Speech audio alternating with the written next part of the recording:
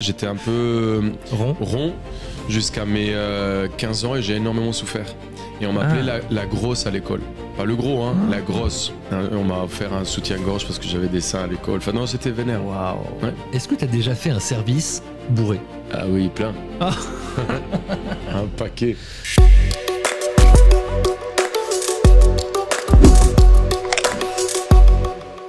Ok. Ton moyen mémotechnique de tout à l'heure. Ah, mon moyen moment technique pour mon nom de famille. Ah non, attends, on va en parler. Si, ça commence On bien. va en parler. Ça n'a même pas démarré, il m'a déjà baisé la gueule 2 fois. Incroyable. Bon allez, c'est parti. Bienvenue. Dans ce nouveau numéro du Foodcast, les amis, j'ai le plaisir de recevoir le plus français des chefs colombiens, Juan Arbelez. Ah putain. J'étais sûr. Je l'ai eu. Bah, en fait, je vais t'expliquer pourquoi. Parce qu'en fait, moi, depuis des années, je dis Juan Arbelez. Ouais, c'est pas ça. Et en fait, Mais t'es pas le seul. Mais c'est Juan Arbelez. Alors, je vais t'aider. Regarde, j'ai la technique. Tu sais, cet endroit incroyable où il fait beau, ensoleillé, où t'as envie d'aller en vacances, qui s'appelle Marbella. Tu sais dire Marbella. T'enlèves le M, et à la fin de Marbella, tu rajoutes S. Arbelaez. Marbella-aise. Arbelaez. Voilà, tu l'as. Putain, C'est nickel. génial. Bravo. Juan. Attends. Bon là, Attends, il faut réfléchir. c'est un problème ailleurs là. Marbelaez. Parce que j'allais dire Juan Marbelaez. Non, Juan Arbelaez. Parfait. Yes. Ça fait Impeccable. plaisir. Ça fait 10 ans que je prononce mal ton nom de famille. Je sais, mais t'es C'est un pas le enfer. seul. Franchement, je suis passé à autre chose. Ok. Je me suis battu les premières années. Et à un moment, je me suis dit que c'était pas vous le problème, c'était moi le problème. Oh. Mon nom de famille est trop complexe et trop galère. Et en vrai, ça Pour me les va. Français, peut-être. Ouais, pour les Français, c'est difficile. Le R, le B, le L, le A, E, Z, c'est hyper galère. Bon. Donc j'ai lâché. Bon, en tout cas, toi, t'es né à Bogota. Ouais, exactement. Dans une famille qui était. Quel style de famille? C'était une famille. T'étais Alors. riche, pauvre, dans la classe moyenne? Je viens de Bogota, je viens d'une famille qui est, je dirais qu'on n'a jamais été pauvre. On a toujours vécu, Ok. il y a toujours eu à manger, il y a toujours eu de quoi s'habiller, on a toujours eu un toit. On n'était pas riche. Il y a eu des périodes qui étaient un peu meilleures que d'autres parce que le pays, dans les années 80, a vécu des situations qui étaient un peu complexes et que mon père, à un moment, s'est retrouvé pendant quasiment 7 ans sans travail. Ok. À cause Il était dans quoi? Il était avocat et il bossait aux douanes. Ah oui. Et le problème, c'est que dans les années 80, quand tu as ce genre de poste, soit tu as accepté de faire partie des magouilles, soit on te remerciait gentiment. Et du coup, il s'est retrouvé, le taf pour lequel il avait bossé, il s'était formé, bah, on lui a fermé toutes les portes. Donc c'est ma mère qui a tenu la maison pendant 7 ans. Et on a vécu des moments qui étaient un peu plus compliqués. Et ta maman, elle faisait quoi? Ma mère, elle avait des cantines d'école, des petites cantines où elle fait à manger pour Ok. les gamins. Ah, donc la cuisine était déjà quand même assez présente. Ouais. Et, ils ont tenté plein de trucs dans la cuisine. Mon père, derrière, il voulait planter des patillas, pastèques. Il a Ok. fait une énorme plantation de pastèques. Il a eu une couille dans le pastèque et il a tout perdu. Tous les économies qu'il avait mis dans le truc, un truc Ah affreux. merde. Ok. Il a essayé derrière de faire du riz et en fait il s'est rendu compte que le fait de planter du riz, c'est une des plantations les plus où il y a le plus de pesticides qui existent. C'est un Ouais. enfer. Tu rentres avec des combinaisons et t'arroses comme un malade. Donc il a décidé d'arrêter. Bref, plein d'épopées comme ça. Mais on a grandi avec l'envie de la cuisine depuis très petit. Et c'est ton grand-père qui t'a vraiment donné le goût de la cuisine? Mon grand-père était je pense que c'est celui qui a transmis à tout le monde l'amour de la nourriture. Mhm. On le voit là. Voilà. Regardez. C'est un grand monsieur qui n'a pas beaucoup voyagé, qui a toujours vécu en Colombie, mais qui avait un espèce de cerveau rêveur, d'avoir envie de vivre toujours plus grand, de vivre toujours plus beau, de raconter des histoires plus belles. Et d'ailleurs, toujours habillé avec un petit foulard à l'italienne, je très vois. européen. Mm. Alors qu'il n'est jamais sorti de Colombie, mais... Mais il s'était toujours apprêté, il était ouais. toujours. Ouais. Toujours très élégant. Il avait un amour pour la cuisine italienne, mais monstrueuse. Un amour pour la France, incroyable. Ah. Ma mère s'appelle Jeannette. Ma tante s'appelle Lucette. Non mais incroyable. J'ai mon oncle qui s'appelle Christian Pierre, mais ils n'avaient jamais eu la chance de sortir en juste France. par amour en fait de la Ouais. culture française. Ouais, c'était un fan C'est fou. de la France, c'était un fan de la gastronomie, c'était un fan de l'Europe. Hein. Tu sais, c'était en Colombie dans les années, ouais, pareil, enfin 70, 60, tout ce qui était bon venait de l'étranger. On s'est toujours dit, on a vécu avec une espèce de complexe d'infériorité où c'était vraiment les États-Unis et l'Europe qui étaient plus forts que nous, quoi. Donc il y avait cette notion de fan. Et là, il est toujours parmi nous, ton grand-père? Non, il est parti il y a 5 ans. Mais il a quand même eu le temps de voir ce que tu étais devenu. Il a compris. Ah. Il a compris. Et il a vu quelques articles que j'ai ramenés. J'ai fait une couverture d'un magazine qui est assez connu en Colombie. Du coup, il était très fier, mais j'ai jamais réussi à le faire venir pour goûter. Ouais. C'est un regret, ça? Moi, j'aime pas vivre avec des regrets. C'est quelque chose que j'aurais bien aimé faire. Mais c'était trop tard, il pouvait plus bouger et voilà, il a réussi à le comprendre. J'aurais adoré qu'il soit là. Tes parents, eux, oui, ils sont... Oui, pour le coup, mes parents, j'ai réussi, je les fais venir ou j'y vais en Colombie une fois par an. Et à chaque fois qu'ils viennent, j'ai ouvert mon premier resto il y a 15 ans maintenant. Et à chaque fois qu'ils viennent, tous les ans, ils voient un peu l'évolution. Aujourd'hui, on gère 19 restos, donc... quand on arrive, par exemple, pendant les Jeux Olympiques et qu'on a accès à des trucs absolument inimaginables grâce au métier. Ils prennent conscience. Ouais, c'est assez incroyable. Pour revenir sur ton enfance, donc Bogota, ton premier plat, j'ai lu que c'était une quiche lorraine. Le premier plat que tu avais tenté, c'est quoi cette histoire? Ah, t'es bien renseigné, ouais. Je sais pas si on peut appeler ça un plat. Hein. L'histoire, elle est trop marrante parce qu'en vrai, je lance la quiche lorraine. Donc déjà, culture française. Ouais. Parce que quiche lorraine, c'est pas un plat colombien que tu fais. Le boulot de mon grand-père, bien fait, qui nous a toujours fait comprendre que la gastronomie française et européenne était absolument incroyable. Donc je commence à chercher comment faire une quiche lorraine. Ça s'appelle une migaine. Tu sais, cette migaine, c'est le mélange d'œufs avec soit du fromage, soit le lard, soit c'est ce que tu mets à l'intérieur de ta quiche. Et qu'en cuisson, normalement durci. Donc moi, je lance ma recette, je suis trop saucé, je suis trop chaud, je vais faire à bouffer pour la première fois. Et je lance cette recette, je prépare mes lardons, je prépare tout, je mets au four. Et là, je regarde, il faut 30 minutes de cuisson ou 35 minutes de cuisson, je mets 35. J'arrive et je sors le truc et le truc, il est tout liquide, quoi. Bah oui. J'ai trop bizarre. Bon, je remets 15 minutes, je reviens 15 minutes après, je bouge le truc. Trop liquide, même une soupe, quoi. Ça a même pas coagulé un moins de truc ni le rebord. Je dis, trop chelou. Je remets 15 minutes et à un moment, en train de fermer le four, je lève la tête et je vois au-dessus de moi les œufs. Les œufs. Magnifique. Je les ai pas mis. J'ai mis de la crème avec du lard, j'avais mis un peu d'oignon et j'avais assaisonné. J'ai oublié les œufs. Donc ça ne prend pas. Sachez que sans les œufs, ça ne prend pas. Ça ne marche pas. Mais comme quoi, hein, tu vois, on démarre de très loin. Mais t'avais quel âge? J'avais 14 ou 13 ans. Ouais, bon, voilà, on fait tous des erreurs au début. On nous pardonne au début, ouais. Et un peu moins aujourd'hui, hein, mais... Ouais, tu fais plus ce genre d'erreurs, rassure-nous. Ouais, on continue à faire des erreurs. On continue à faire des erreurs. Est-ce que déjà tu rêves de revenir là-bas, vivre définitivement, ou ça y est, maintenant, ta patrie, c'est la France? À la base, je venais que pour 2 ans. Je voulais apprendre la cuisine, les techniques, le savoir-faire, et je voulais retourner chez moi pour ouvrir mon resto là-bas. Mon rêve, c'était d'ouvrir mon premier resto avant 40 ans. Oui, c'était un rêve de rentrer. Après, les choses ont fait que j'ai trouvé un boulot chez Pierre Gagnère. Derrière, j'ai trouvé un taf incroyable au Bristol. J'ai réussi à faire le changement parce que j'avais des papiers étudiants. Et j'ai réussi à changer mes papiers pour être salarié, donc je pouvais rester plus longtemps. J'ai bossé au Georges V, j'ai fait Top Chef. Il y a eu plein de choses qui se sont enchaînées.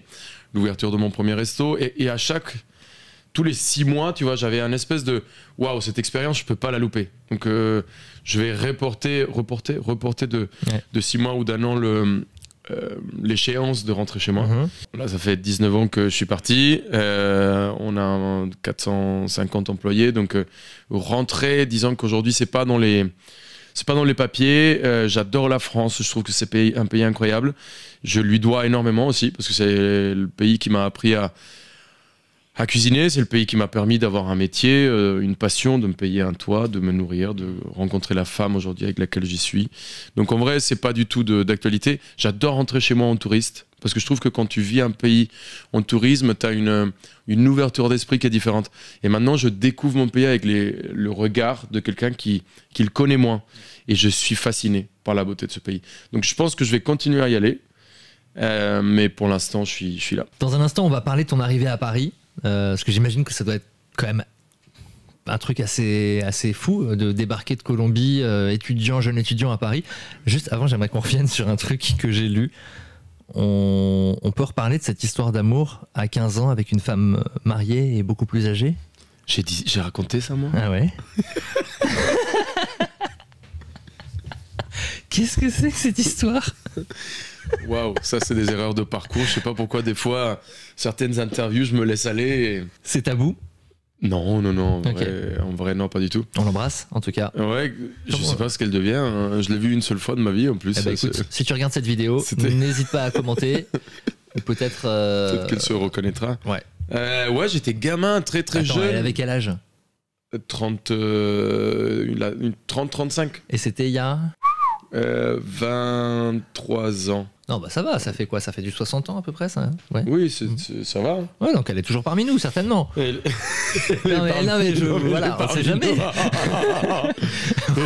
Elle est parmi nous, j'espère. Ouais, non, en vrai, l'espérance de vie a beaucoup augmenté ces derniers temps. Non, en vrai, ouais, c'était une aventure assez particulière. Elle avait un enfant.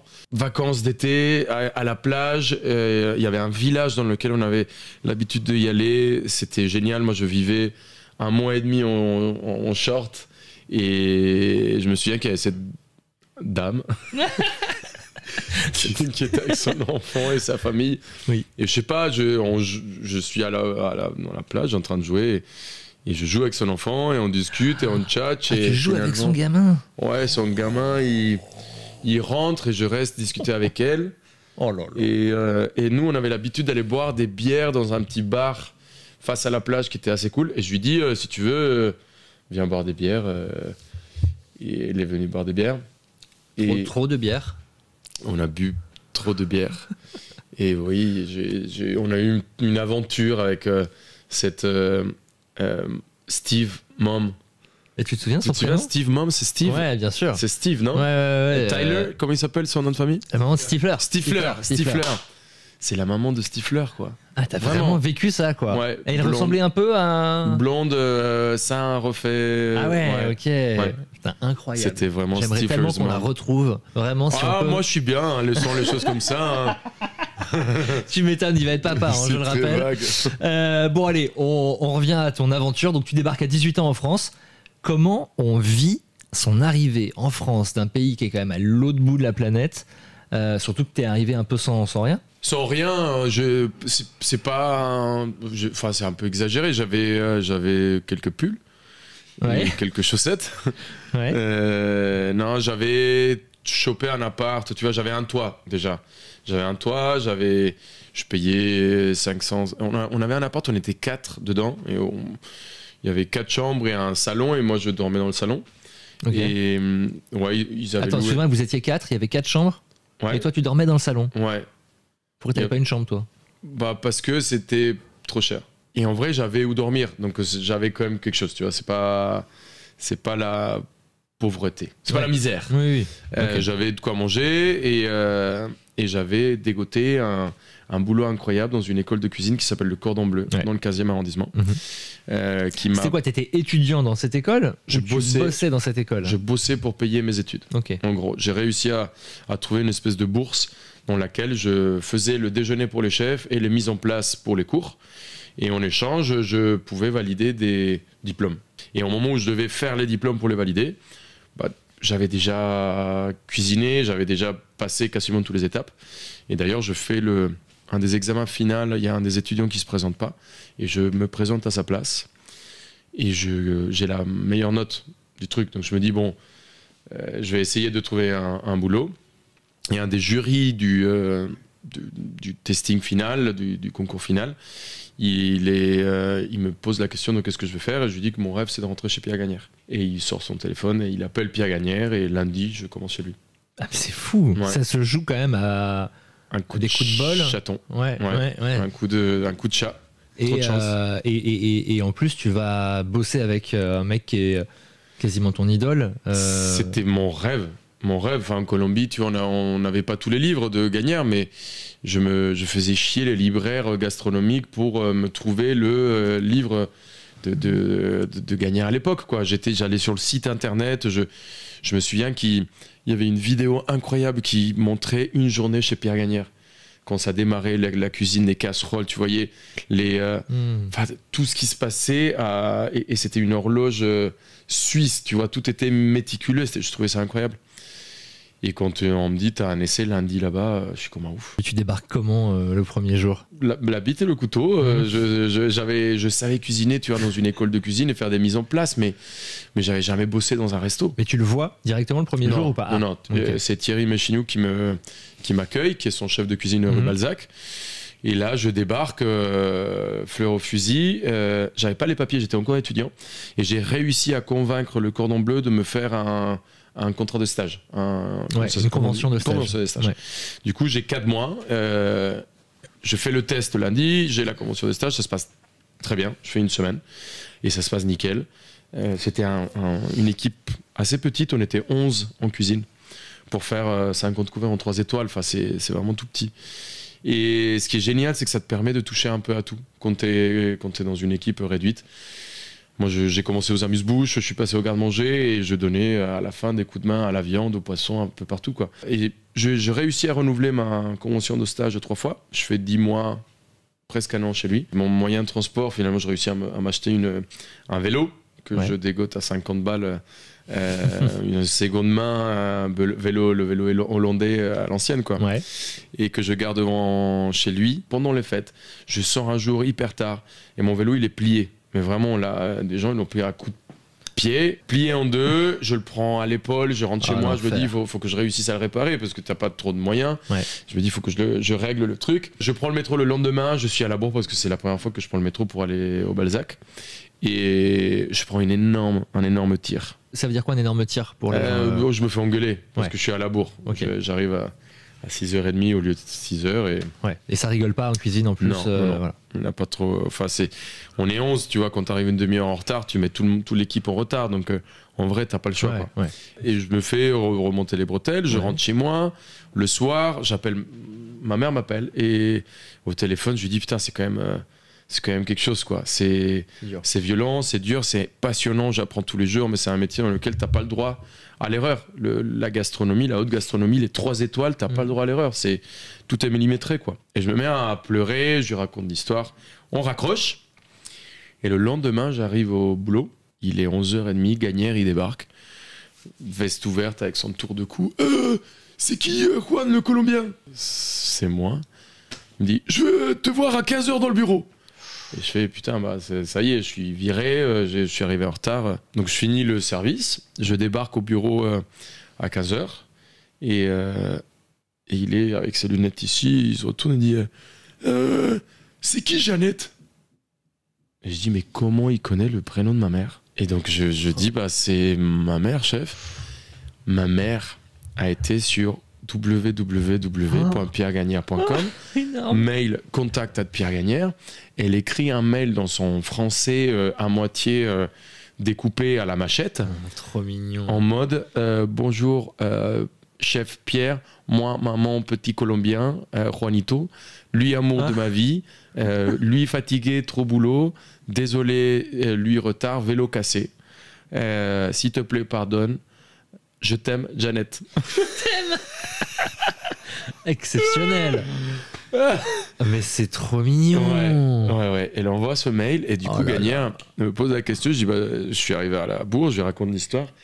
Et il me dit, écoute, tiens, il me fait un chèque, 300 balles. Et il me dit, il y a Decathlon, avenue Wagram, va t'acheter un vélo et retourne au boulot, quoi. Et en fait, là, je prends une leçon énorme, tu vois, parce que j'apprenais en gastronomie. Et là où je prends une leçon d'humanité exceptionnelle, c'est que lui, il a à ce moment-là je sais pas, il doit avoir une quinzaine d'étoiles dans le monde entier. Ouais. Il a peut-être 400, 500, 600 employés, je sais pas. Moi, je suis un stagiaire, ça fait 4 mois que je suis là. Il sait même pas comment je m'appelle, quoi, à l'époque. Tu vois, Oui, et le gars, il a l'humanité de te faire un chèque sans savoir ce que je vais devenir. Peut-être que je vais me barrer le lendemain et qu'il ne me verra plus.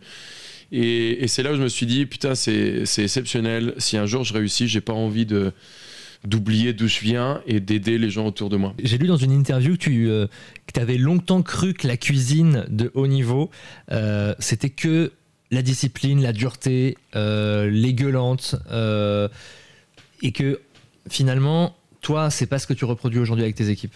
Je me suis fait bousculer. J'ai du mal à dire ce mot. Ouais. Bousculer. Bon, on te pardonne. En même temps, Tu sais, le problème, c'est que j'ai plus trop d'accent. Et donc, quand je fais des fautes comme ça, les gens, ils pensent que je suis un Français teubé et pas un Colombien qui parle plutôt bien la langue, tu vois. Je suis baisé la gueule complet tout seul. Alors que si j'ai parlé comme ça et j'ai dit c'est bousculé, les gens, ils se disaient, bon, bah, laisse tomber, c'est normal. Là, aujourd'hui, je fais des petites fautes. Quand j'écris, c'est sur Instagram, c'est moi qui fais mes montages, qui fais mes légendes, c'est moi qui j'écris tout, quoi. Et des fois, je prends des messages en mode, ça se dit pas l'accent grave ou l'accent circonflexe. Oui, je fais des fautes tout le temps. Ouais. Je me fais corriger là-dessus. On te pardonne. Voilà, je devrais retrouver mon petit accent des Colombiens comme ça moi, je trouve ça plus très simple. mignon. Mais bref, je me suis fait bousculer quelques fois, je me suis fait rentrer dedans. J'ai quitté la gastronomie et le Michelin et les tocs et Goemio et tout ce truc. J'ai ouvert mon premier resto et je me suis dit plus jamais j'ai envie de vivre ça, quoi. Je trouve que c'est un univers qui est horrible. Je suis pas fait pour ça. C'est quoi qui est horrible? C'est vraiment la pression, la quantité de pression que tu infliges aux gens, Ouais. les taux horaires, je pense que ça se calme beaucoup parce qu'aujourd'hui il y a les réseaux sociaux et que tu peux plus te permettre de mettre une droite à un gars en cuisine, mais les droites, les cuillères chaudes dans la main, T'as pris des cuillères chaudes dans la main? Oui, des droites toiles chaudes, oui. Des droites? J'ai pris une grosse droite ici en plein plexus, Mais plein attends, service. D'un supérieur? Ouais, d'un chef, ouais. Putain, c'est lunaire. C'était normal. Enfin, j'ai démissionné, hein, je me suis jeté sur lui et je l'ai tapé aussi. Ah oui, d'accord. Ok. Oui, parce que moi tu sais, j'ai un énorme respect pour tout le monde, tu vois. Moi, on travaille ensemble, on est dans le même bateau, je te respecte. Mais si tu me mets la main dessus, Ouais. tu me permets aussi de te la mettre, tu vois. Donc, tu peux t'avouer être mon chef ou tu me touches pas, quoi. Ouais, Donc, ouais. j'ai pris une droite en plein plexus, je me suis jeté sur lui, on nous a séparés. Et je suis monté directement aux ressources humaines pour démissionner. Ils m'ont dit, il faut que vous fassiez un préavis. Et je lui ai dit, c'est très simple. Si vous voulez avoir de mes nouvelles et que je vous colle un procès au cul et que ça foire vraiment beaucoup de choses chez vous, je fais le préavis. Sinon, juste laissez-moi partir aujourd'hui. Moi, ça me va. J'ai pas envie de faire un scandale. Je rentre juste chez moi. Je veux juste travailler. En plus, j'étais en train de refaire les papiers. C'est un truc un peu complexe, quoi. C'était vraiment au tout début. Ouais. Ça faisait. C'était pas tout début, mais ça faisait quelques années que j'étais là et je renouvelais mon titre de séjour tous les ans. Tu vois, c'est galère. T'essayes de te faire discret, quoi. Et bref, j'ai démissionné. Je suis parti et après, j'ai plus envie de cet univers. Ouais. Et donc, j'ai essayé de ne plus jamais le reproduire. Avant d'ouvrir ton premier resto, il y a quand même eu l'aventure Top Chef. Ouais. On est en 2012. Pourquoi tu t'es inscrit au casting à l'époque? Alors, c'est pas moi, c'est des copains, une ex et des amis. Décidément. Toujours une histoire de fesses avec celui-là. Deuxième ex de cette vidéo. La première, c'est pas une ex, c'est un. Oui, bah bon, ça fait partie quand même du body count. C'est horrible ça. On regardait Top Chef à l'époque, et on est avec des potes, et moi je faisais à manger tout le temps.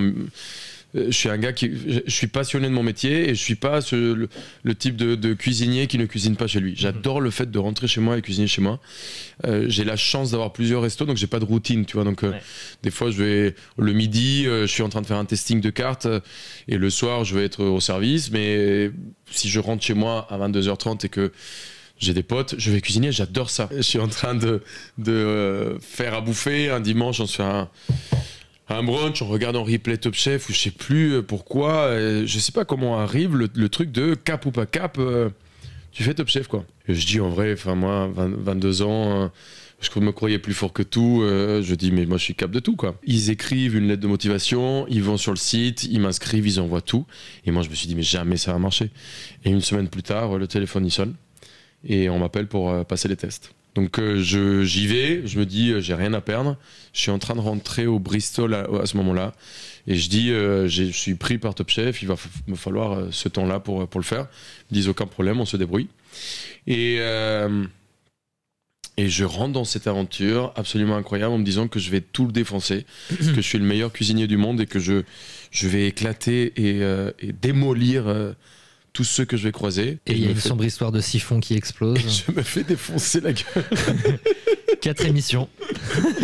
4 émissions plus tard, on est 14, je finis 10e, quoi. Ouais. Je me fais éclater au sol. C'est une super expérience parce que ça m'apprend j'ai une leçon d'humilité énorme. Ça me remet un peu la tête sur les épaules. Tu te crois un petit peu, tu arrives comme un cador et ça te montre que tu as plein de choses à apprendre. Le gagnant, tu restes en contact avec lui? Donc c'est Jean Habert qui a gagné cette saison. On a eu moins de contact avec Jean. Mais pas par les histoires qu'il a aujourd'hui. On a eu moins de contact parce que j'ai bossé pour lui. J'ai tenu son restaurant, j'étais chef de la Cajou pendant 1 an et demi. C'était une période où il a décidé d'aller faire le tour du monde et c'était génial parce que moi je voulais ouvrir mon restaurant. Là j'étais chef de cuisine et ça m'a permis de comprendre la gestion d'un resto, de faire toutes les erreurs possibles, inimaginables, mais sans forcément payer de ma poche les conneries que je faisais, quoi. Okay. Et il m'avait fait confiance, il est parti faire son tour du monde. Il avait son émission avec Norbert et Jean, donc vraiment j'ai passé 1 an et demi tout seul à gérer le resto, c'était très cool. Quand j'ai quitté le resto, je pense qu'il a pas apprécié. J'ai ouvert mon resto, j'ai essayé de lui proposer de passer plusieurs fois, il est jamais venu. Et donc on a pris une distance mais je te parlais de ça il y a 15 ans, quoi. Bon allez, on ferme la parenthèse inattendue. En tout cas, bon, 4 émissions à Top Chef, mais malgré tout, le goût de la télé. Et la télé, t'en as quand même fait pas mal par la suite. T'as fait plusieurs apparitions dans pas mal d'émissions de télé, notamment Quotidien. Ouais. Qu'est-ce qui te plaît en fait dans cet univers? Et je trouve qu'il y a une part d'inattendu que j'adore. Tu vois, télé, une part d'inattendu? Ouais. Ah ouais? Ouais, il y a des choses que tu maîtrises pas. Tu vois, il y a des choses que... Tu vois, là, tu viens de me parler de Jean Habert. C'est un moment qui est un peu compliqué parce que c'est un thème qui peut générer certaines tensions. Je m'attends pas. Et tout cette... il faut que je te réponde quelque chose et que c'est une part d'inattendu pour moi. Oui, d'accord, je vois ce que tu veux dire. Quand j'arrive et que je faisais Quotidien, je préparais une recette que peut-être il y a quelqu'un qui est invité qui ne va pas aimer. Et tu dois rebondir et sortir une histoire pour que la séquence, elle puisse être bien tournée. À un moment, tu es en train de tourner ça t'arrive, tu vois, quand tu vas dans les restos, quand tu fais tes trucs Instagram. Il faut t'adapter, en fait. Le son, il y a un truc, c'est parti en couille, ça n'a pas marché. Ou le chef, il est à la bourre. Il y a plein d'aléas quand tu tournes que j'aime bien, tu vois, qui mettent une espèce de piment et qui te laissent une part d'instinct et d'instant que tu peux pas prévoir. Et j'adore ça. Je trouve qu'en cuisine, à un moment, tu sais, quand tu tournes, quand tu fais tes services tous les jours avec les mêmes plats, avec les mêmes recettes, avec le sel au même endroit, le poivre au même endroit, il y a une mécanisation. Une routine. Il y a une mécanisation, une routine qui s'implante que je déteste. Tu vois, donc la télé m'a toujours permis de sortir de ça. Quand j'ai fait avec Stéphane Bern Comment ça va bien, c'était mes premiers pas sur la télé, je trouvais ça génial. J'avais fait à l'époque Dans la peau d'un chef avec Michalak. Ouais. Et oui, enfin, Quotidien, c'était énorme. Quotidien, c'est fat. Tu dois parler de l'actualité, donc tu savais 3 jours avant ou même le jour J, il fallait changer la recette parce qu'on parlait d'actualité.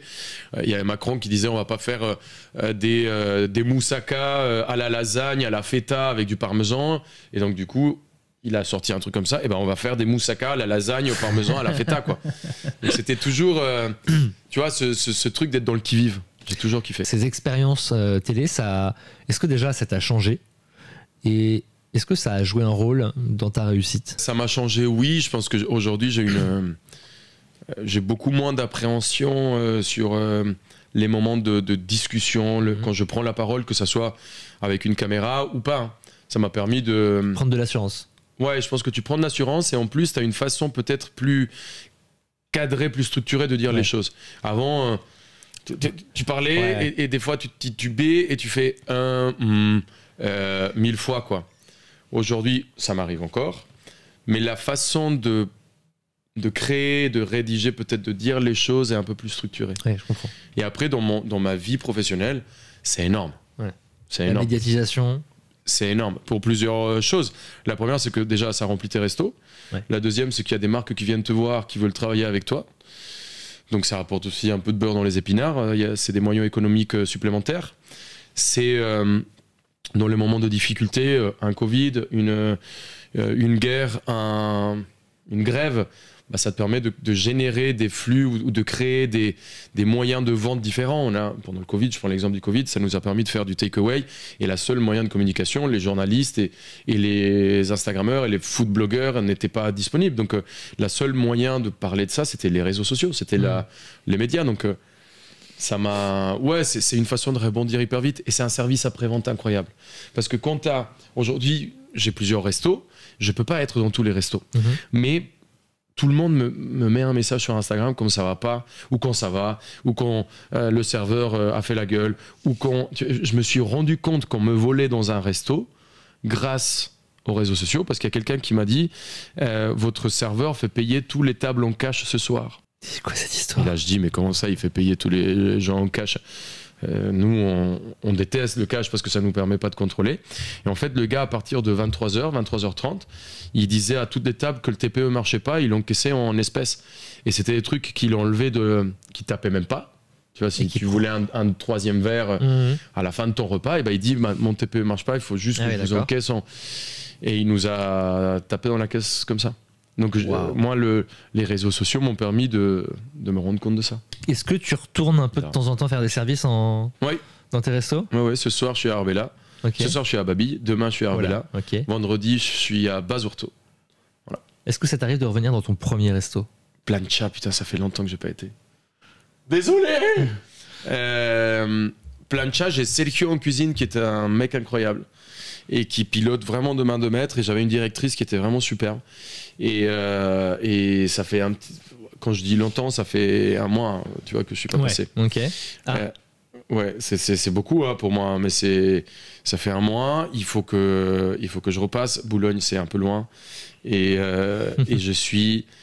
C'est timé, c'est horrible. Tu regardes mon planning. Ouais, j'imagine. Attends, je vais te montrer. Ah. Vraiment, pour que tu vois gros plan. Ce que ça ressemble mes plannings, tu vois. Ça c'est mes plannings. C'est coloré, hein. Ça c'est les. Wow. C'est un enfer. Ouais. Et en gros. Même le week-end apparemment là. Ouais, même les week-ends je bosse. Enfin, j'ai le train de Barbizon qui est un.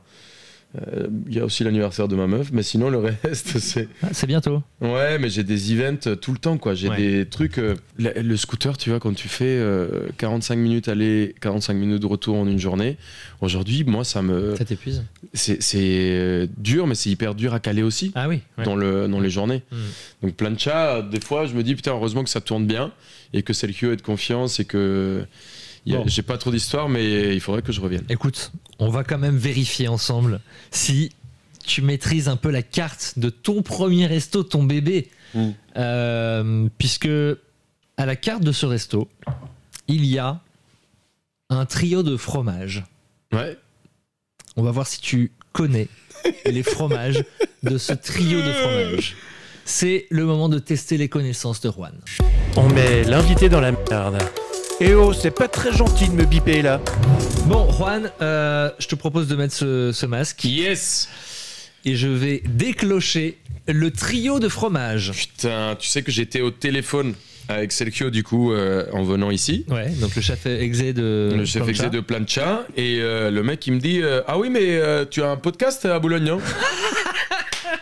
Et je fais mais comment il sait et je me suis dit bon peut-être que Lorraine, enfin mon bras droit ou quelqu'un lui a dit que j'étais dans le coin. Et bah c'est toi. Pourtant on leur avait dit surtout vous parlez surtout pas de ça à Juan. Oh là là. On veut garder la surprise. Combien coûte ce trio de fromage? 14 € le trio de fromage. Pas cher. Hop là. C'est donné. Arrête de faire toi là-bas. Donc, on a 3 fromages sur ce plateau de fromage. C'est des beaux morceaux. Je te propose donc de goûter. On n'a pas de cuillère, non? On a juste des couteaux, quoi. Ok. Mais je vais y aller avec les doigts, Ah ouais, carrément. non? Eh ben écoute, attends, Juste que- regarde, hop, attends, non, t'inquiète pas, ne touche pas. Premier fromage ici. Ah oui, c'est un peu cool. C'est ce que tu sers dans ton resto, hein, je te rappelle. Hein. Attends, mais c'est quoi ça? Ça c'est la fourchette, enfin c'est le couteau. Là, t'as triché. Bah non. Si. Quoi? Parce que tu commences par un fromage qui est très fort. Ah bah oui. Bah oui. Ah ouais. Mais normalement, les fromages se commencent à l'envers. Oui bah écoute, t'es un grand chef là, normalement tu Ouais. peux. T'as vu, j'ai même pas goûté, je l'ai déjà. C'est quoi? Bah là, l'odeur, il y est dessus? Ouais, c'est bon. Attention, c'est un couteau. Hein. Non. Quel type de fromage déjà? Moi, c'est un fromage à pâte. C'est un fromage bleu pour moi. Ouais. C'est un fromage qui est. Ouais. Et normalement, on le met à la fin parce que c'est les fromages qui sont le plus puissants. On est d'accord. Il est assez salin. Ouais. Il est. C'est marrant, il picote. Donc alors, on fait des fromages bleus avec. Souvent avec la brebis ou. Mhm. Et ça arrive qu'on fasse avec le lait de vache, mais souvent ils sont un peu plus doux. Là, il est assez puissant. Putain, il est bon, hein. Je comprends pourquoi 14 €, c'est pas assez cher. Bon alors c'est effectivement t'as raison, c'est une C'est pâte un bleu. persillée, c'est un bleu Pâte et il y a le persillée. mot bleu dans le nom du fromage. C'est un bleu d'Écosse. Ouais exactement, bravo. Magnifique. Bravo, écoute, hop, on va jeter ce couteau. Deuxième fromage, là honnêtement ça va être très facile. Tiens, je te le mets dans la main. Ah, mais tu m'as fait démarrer par le bleu, t'es pas Ouais, très mais là sympa. du coup on repart sur quelque chose de beaucoup plus doux. Donc déjà t'as trouvé le premier fromage du trio de fromage. Ça c'est le deuxième fromage du trio de fromage. Attends, là t'es côté croûte là. Là t'es Putain, côté le mec croûte. il me fait lécher les croûtes et tout. Voilà, là t'es côté. Si je chope une chikungunya, c'est de ta faute. Là c'est bon. Mais là, on est Mhm. sur un gros classique pour moi. Ouais. Assez jeune. Oui, exactement. Normalement, je l'aime un peu plus vieilli. Il a 10 mois celui-là. Pour moi, c'est un comté. Tiens, le dernier, hop, je te le mets dans les mains. T'en as pour l'instant 2 sur 3, ce qui est pas mal. Enfin, ce qui est même parfait. Ouh. Mhm. Bon. Maintenant, on est sur un chèvre. Mhm. Un petit chèvre un peu frais. Pour moi, c'est les petits rouleaux de chèvre frais. Dans le style. Les crémeux. C'est très bon, ça. C'est. Je vais le passer à 18, le fromage. Alors, c'est bien un chèvre frais ou pas? Bah, c'est. Tu veux que je te donne la réponse? Non. Ça veut dire que je l'ai pas? Bah, si, enfin, on est sur un chèvre, oui. Ah oui, c'est un chèvre. Ouais. C'est pas une bûche? C'est pas une bûche, Hmm. c'est des petits palais. Très bon. Du coup, palais de chèvre. Ouais. Tu veux que je te trouve le nom? Ah ouais, c'est connu. Hmm. Tu veux un petit indice? Vas-y. Ça commence par un K, ça finit par un bécou. Petit indice. Très fort. C'est un cabécou! Oui. Comme Non j'ai mais laissé la franchement, suspense un peu vas-y, tiens, tu peux l'enlever ton masque. J'ai Bravo. laissé le suspense. Mais normalement, on ne dresse pas dans ses assiettes. Non, ça c'est. Dis tout de suite qu'on a de la vaisselle de merde. Non, parce que là, 14 balles, je suis d'accord, c'est un peu limite, mais normalement, on dresse plus joli. Sympa pour la prod qui a mis tout son cœur dans ce dressage. Non, mais ils sont très bons. Hein. Il est bon? Ouais, franchement, très très bon. Combien de restos tu m'as dit en tout aujourd'hui? Combien de On a comment 11 dire, fonds de commerce. de marques différentes de restaurants? On a 11 fonds de commerce qui nous appartiennent. Et on a des signatures de cartes. C'est-à-dire qu'on fait du consulting. Souvent, dans les consulting, soit on pilote tout le resto, soit des fois, on va juste mettre les équipes en cuisine. C'est le groupe que tu gères, donc donc t'es quoi? T'es cofondateur, t'es actionnaire à 50-50? On est cofondateur avec avec PJ et Greg. On a 33 chacun. Ok, d'accord. Et on est associés. On a créé le groupe. Moi, j'avais mes restos, j'en avais 3. Eux, ils avaient Calios et ils avaient Pouliche et Café de Luce avec Amandine. Ouais.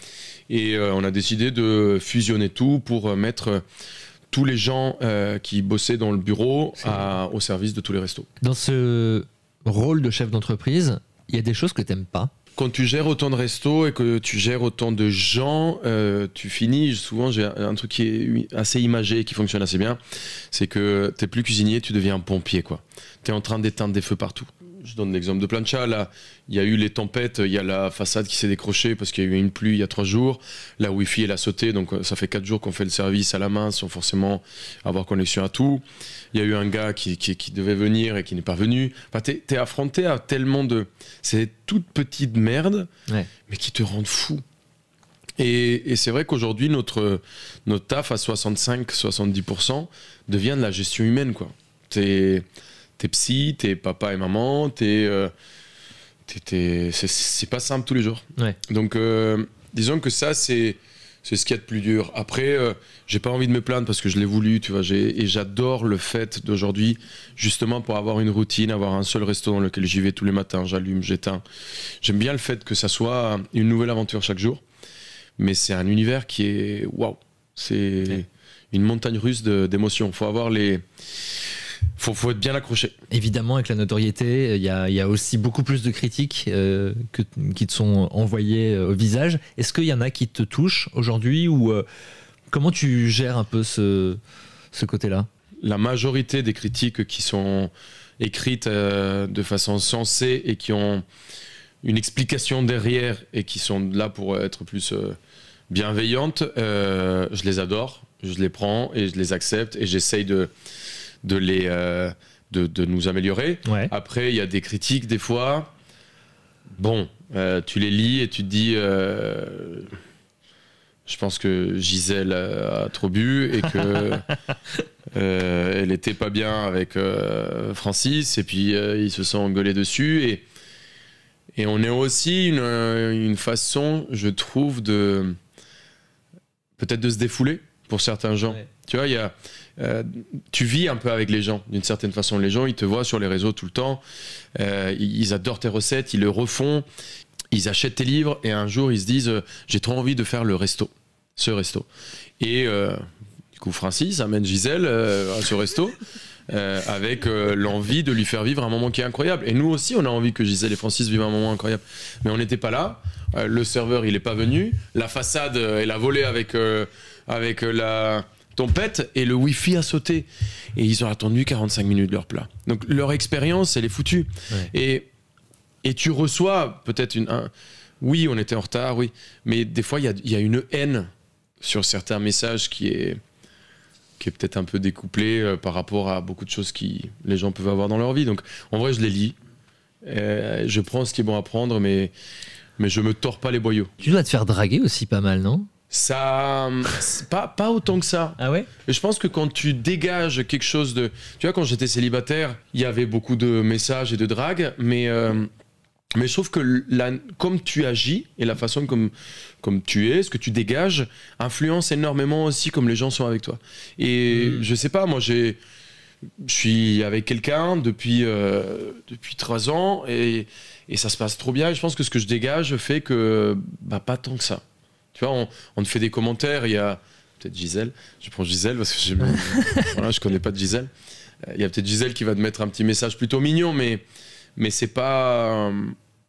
C'est rare une drague comme ça, assumée, très droit, parce que je pense que les gens se disent, il est maqué, il y a peut-être...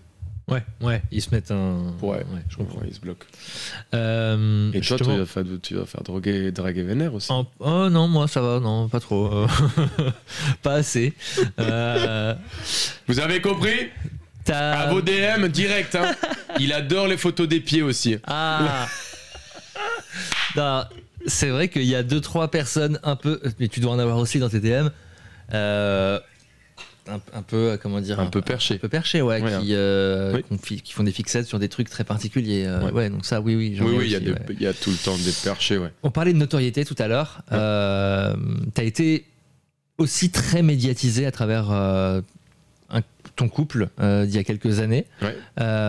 Est-ce que ça a changé ta façon de donner de ta personne aux médias et de t'exposer? Dans ma vie privée, j'ai toujours partagé un peu ce qui était une partie de mon couple. J'ai toujours gardé une partie privée qui est... Tu vois, quand je rentre chez moi, les téléphones, ils sont dans un coin et c'est très rare que j'y touche. Il y a une espèce de bulle un peu sacrée que j'aime bien garder. J'aime pas le fait de rentrer des gens dans une limite de mon intimité que j'ai établie. qui est beaucoup plus loin que celle des commandes des mortels, parce qu'il y a plein de choses qu'on partage et que j'ai partagé avec mon ex. Mais j'ai toujours eu l'impression, pareil dans cette situation, que ça a été c'était bienveillant. Tu vois, j'ai jamais eu de... Ça t'a jamais gêné, ça? Non, j'ai jamais eu de sensation d'intrusion. Alors, on a eu au tout début de la relation, tu sais, t'as des paparazzis et des trucs comme ça. Et ça, c'est un peu bizarre. Mais en vrai, ça a jamais été intrusif. Et je pense que quand tu le fais, je sais pas, c'est peut-être la simplicité qui rend ça accessible, sans trop se prendre la tête. Tu l'as jamais mal vécu, en fait? Non. Tu vois, non, en vrai, je pense qu'on aurait été connu ou pas connu. Les moments durs et les moments pas durs auraient été les mêmes.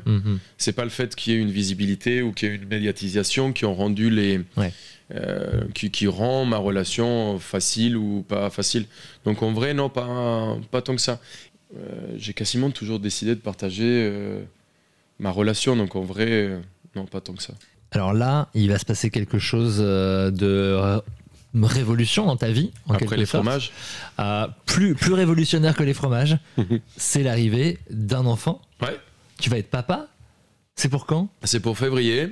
Tu vois, ça, je me suis posé la question très longtemps, est-ce que j'avais envie d'en parler. Il s'avère qu'on avait un voyage magnifique qu'on a fait en Égypte et j'ai fait des photos absolument incroyables et des vidéos absolument incroyables de ma femme. Et elle me dit à un moment, elle est architecte. Elle s'appelle comment? Cassandre. Ouais. Elle est architecte et elle construit des énormes maisons et elle fait des choses absolument incroyables dont je suis absolument fan.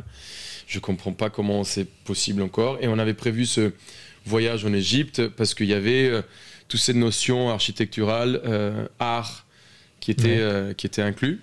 Et elle avait, il y avait plein de photos qu'elle voulait partager à un moment sur ses réseaux.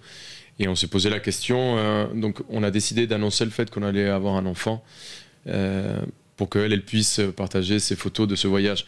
Maintenant, j'ai pas... Tu vois, je trouve que le fait d'avoir un enfant, et c'est tellement intime, tu vois, c'est tellement puissant, et surtout lui, on lui a jamais demandé le choix, quoi, tu vois, donc j'ai envie de lui laisser un peu cette décision, donc j'ai pas trop envie de partager ce moment qui va être une vraie intimité pour moi, et je suis aussi à l'aise à partager des moments peut-être de ma vie, de mon quotidien, de mes vacances, peut-être aussi un peu de mon couple, c'est parce que je garde toujours un endroit sacré pour moi. Et je pense que mon enfant, c'est cet endroit sacré. Je suis plus excité de l'idée d'avoir un enfant. Ça m'anime énormément, tu vois. Je trouve ça incroyable. Je trouve que c'est quelque chose d'unique. Je suis en énorme admiration de ma femme, de me rendre compte à quel point le corps d'une personne est capable de construire cette machine, cette mécanique incroyable. Tu regardes la colonne vertébrale et tu te dis mais comment c'est possible qu'un être humain soit capable de créer ça, quoi. Quand tu vois que l'équivalent à faire un enfant, c'est comme si nous on courait pendant 9 mois 42 marathons. Moi je cours un marathon et pendant 6 mois je suis en PLS, les gars. Ma femme elle est en train de courir 42 marathons pendant 9 mois. Tu vois, l'énergie consommée est monstrueuse. Donc non, je suis plus en admiration. Je suis je suis en adoration, en admiration de cet événement incroyable qui est en train de m'arriver. Quel papa tu veux être? Je veux pas être un papa qui a peur. Je veux être un papa qui incite plus à l'aventure, qui incite plus à la découverte, qui fera tomber certaines barrières, qui sera pour la communication, qui sera le papa à qui t'as pas peur de lui en parler de tout, quoi. Peu importe ce que c'est. Peu importe. J'ai envie d'être un soutien, une épaule, une oreille, tout, quoi. J'ai envie d'être tout ça. Par contre, on a vu ton emploi du temps là tout à l'heure. Comment tu appréhendes le fait de gérer ta vie de nouveau papa en même temps que ta vie de chef d'entreprise? Comme avec mon boulot, quand j'ai dû me mettre pleine balle pour que ça fonctionne. Aujourd'hui, moi, mon but, c'est que ça fonctionne dans ma famille avec mon enfant. Donc je vais mettre en place tout ce qui est nécessaire pour que mon enfant soit pas élevé par quelqu'un d'autre, mais il soit élevé par moi-même. Donc j'ai mis beaucoup de choses en place pour ça. Juan, il est l'heure de passer à la sauce piquante. Le gars, il dit un truc, et l'invité, il doit répondre un truc. La sauce piquante, c'est très simple. Des questions courtes, des réponses courtes. Ok. Première question, est-ce que tu te trouves beau? Oui. Attends, je me trouve beau maintenant, mais je me trouvais dégueulasse avant. Ah. Ouais. Tu t'améliores avec le temps, avec l'argent? Ah non, j'ai beaucoup souffert. J'étais un peu rond jusqu'à mes 15 ans et j'ai énormément souffert. Et on m'appelait la grosse à l'école. Pas le gros, hein, la grosse. Et j'ai vécu des moments très durs. Ça a été en vrai, j'ai mis du temps.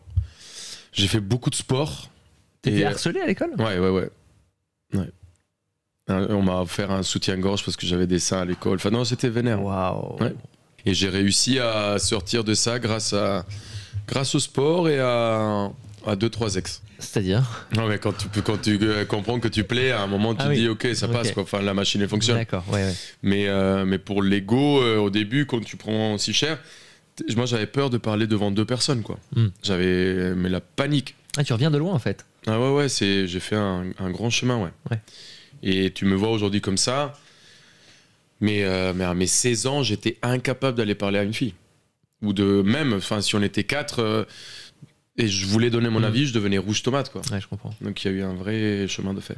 Mais aujourd'hui, tu te trouves beau? Aujourd'hui, je me trouve pas beau, mais pas mal, quoi. Ouais. Un 7, 8, quoi. Sur 10. Ah oui, ok. Non, ça va. Qu'est-ce que tu détestes en France? Les râleurs. Ah, tu trouves qu'on est un peuple de râleurs? Donc je déteste la France. Tu trouves qu'on est un peuple de râleurs? Ouais, oui. En France, il y a... Tu sais, il y a une phrase que vous dites. Il y a une phrase que vous dites tout le temps, que si tu la traduis dans d'autres langues... Moi, je parle portugais, français, anglais, espagnol. Donc, du coup, des fois, quand il y a des phrases que j'essaye de capter, de traduire, ils sont difficiles à traduire parce qu'il n'y a pas trop de... J'ai peur. D'égal. C'est quoi? C'est un truc à la con, hein, mais c'est pas mal. Tu vois, le c'est pas mal. En France, on n'a pas envie de dire... En anglais, c'est genre not bad? Oui, mais on l'utilise pas tout le temps, tu vois. Okay. Mais c'est pas mal, en France, on l'utilise tout le temps. En espagnol, quand j'essaye de dire no está mal, quand tu dis no está mal, c'est vraiment proche de c'est vraiment de la merde, quoi. Ouais, je vois. Le pas mal, des fois... On fait un truc vraiment bien, tchatcheur et tout, où il y a des détails à régler. C'est pas mal. Ouais. On n'est pas assez enthousiaste et assez... Ouais. Il y a un truc dans lequel... Mais après, je comprends, vous avez la Tour Eiffel, Paris, Montmartre, les meufs, toutes elles sont magnifiques, capitale de la gastronomie, plus de 600 fromages différents. On est blasé, quoi. Ouais, il y a un truc de... On a tellement tout que on s'en balèque, on s'en fout un peu. Et je trouve ça dommage parce qu'il y a vraiment une... Je sais pas, je prends la Colombie. Tu vois, nous, on n'a pas grand-chose. Vous nous connaissez par les narcotrafiquants. Ouais. On était un pays en sous-développement. Voilà. Les drogues, les... Shakira. Mais on est... Le peu qu'on a, mon gars, on est tellement fiers. Ah ouais. Et nous, il y a une phrase qui est très belle d'une chanson qui s'appelle Latinoamérica, de... Calle 13, qui dit on est un peuple à qui on a coupé les jambes, mais nous avons jamais cessé de marcher. C'est cette mentalité que j'adore. Tu vois, c'est pas grave. On est dans la merde, mais on avance. C'est le verre à moitié plein et pas à moitié vide. En France, il y a une espèce de critique constante de tout. En vrai, je pense que c'est ce qui fait aussi de vous, je dis vous parce que je suis pas français, je n'ai pas les papiers. J'allais poser la question, je te demande, t'as pas la nationalité? Non, je l'ai fait 4 fois, on me l'a refusé 4 fois déjà. Donc si quelqu'un nous regarde dans le bureau de nationalité, s'il vous plaît, la prochaine fois. Incroyable. Naturalisation, merci beaucoup. On te justifie le refus? Souvent c'est lié à un papier, mais okay. c'est compliqué. C'est juste un papier. Et tu désespères pas, Là, je remets le dossier là. Ok. Voilà. Bon. Donc c'est pour ça. Ça sera peut-être la bonne. C'est peut-être la bonne. Si vous nous voyez, madame, dans le bureau. Et non, en vrai, c'est grâce peut-être à cet esprit critique que vous avez, les tableaux que vous avez l'architecture que vous avez les villes que vous avez, la richesse. Mais à un moment, c'est aussi génial de se rendre compte de ce qu'on a, tu vois, d'être heureux. Tu prêches un convaincu, là, je suis d'accord. C'est juste ça. Ouais, je suis d'accord. Mais pas tous les Français sont... Question suivante. Ouais. Pardon, Je rappelle excusez-moi. qu'il fallait je m'étale. des réponses courtes. C'est le but de cette séquence. Question suivante, tu vas voir, la réponse va être très courte. T'es millionnaire? Non. Attends, millionnaire, mais c'est compliqué. Millionnaire dans les actifs, si tu comptes un appart, si tu comptes les dettes. Alors, est-ce que ton patrimoine... Moi, je suis très endetté, donc c'est là. Demain, je perds tout, je pars une main devant, une main derrière. Ah ouais? Bah oui. T'es pas propriétaire de... T'as quand même des fonds de commerce, etc. Enfin, Oui, il y a mais quand même du... c'est quoi la valeur d'un fonds de commerce si demain tout part en cacahuète, il y a un énième Covid, il y a une guerre qui s'étend, aujourd'hui dans un compte en banque, en capital, il n'y a pas grand-chose. En trésorerie, il n'y a pas grand-chose. Sur ton compte en banque, il n'y a rien, quoi. Non, moi j'ai fait le choix d'investir toujours tout ce que j'ai gagné. Okay. Donc c'est pour ça qu'aujourd'hui je peux dire que j'ai 19 restos et que ça cartonne et que machin. Mais moi demain, il y a un pet, je peux tout perdre. Mais si demain tu revends tout, là t'es millionnaire. Pas vraiment non plus, parce que pour avoir des restos, quand tu achètes un resto, tu fais un prêt pour dire 1 million, tu parles d'un million, tu fais un prêt d'1 million, mais pour avoir 1 million, il faut que tu ramènes 300 000. Ouais. Donc tout ce que j'avais gagné, les 300 000, je les ai mis, et j'ai 700 000 de dettes en face. Donc si demain je vends le resto 500 000, je suis pas forcément gagnant. Donc les comptes sont pas si simples. Tu préfères la cuisine française ou colombienne? Française.